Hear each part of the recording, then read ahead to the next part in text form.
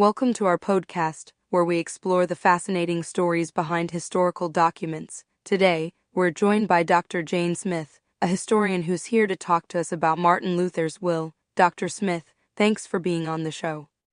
Thanks for having me, Jane. I'm excited to share Luther's story with your listeners. So, let's dive right in. What's the context behind Luther's will? Why did he write it, and what were his main concerns? Well, Jane, Luther wrote his will in 1542 when he was 58 years old. At the time, he was a prominent public figure, and he knew that his death would have significant consequences for his family, particularly his wife Catherine. Under Saxon law, women have limited rights to inherit property. And Luther wanted to ensure that Catherine would be taken care of after his death. That's really interesting. Can you tell us more about the Saxon law and how it treated women?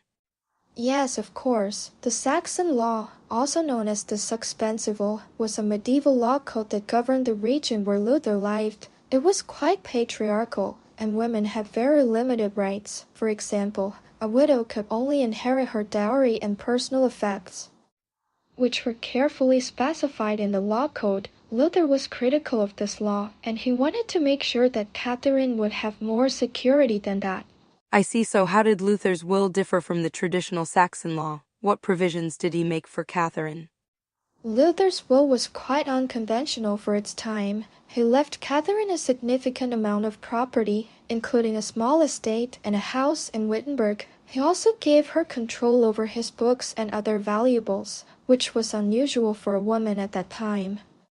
But what's really interesting is that Luther trusted Catherine to manage the estate and make decisions on behalf of their children. He didn't appoint any guardians, which was the usual practice at the time. Wow, that's really forward-thinking for the 16th century. What do you think motivated Luther to take this approach? I think Luther's relationship with Catherine was a key factor. They had a very close and loving relationship, and he trusted her completely. He also believed that mothers were the best guardians for their children, and he wanted to ensure that Catherine would have the authority to make decisions on their behalf. That's beautiful. What about the accusations of mismanaging the estate? How did Luther protect Catherine from those kinds of criticisms? Luther was aware that there might be gossip and criticism about Catherine's management of the estate, so he included a provision in his will that asked his friends and colleagues to defend her against any accusations. He also made it clear that he trusted her completely and that she was the best person to manage the estate. I see. Finally, what do you think is the significance of Luther's will today? What can we learn from it? I think Luther's will is significant because it shows us that even in the 16th century, there were people who were thinking about women's rights and challenging patriarchal norms. It also highlights the importance of trusting and empowering women to make decisions about their own lives and property. And finally, it reminds us that relationships and love can be a powerful force for change, even in the face of adversity. Thank you, Dr. Smith, for sharing Luther's fascinating story with us today. It's been a real pleasure having you on the show.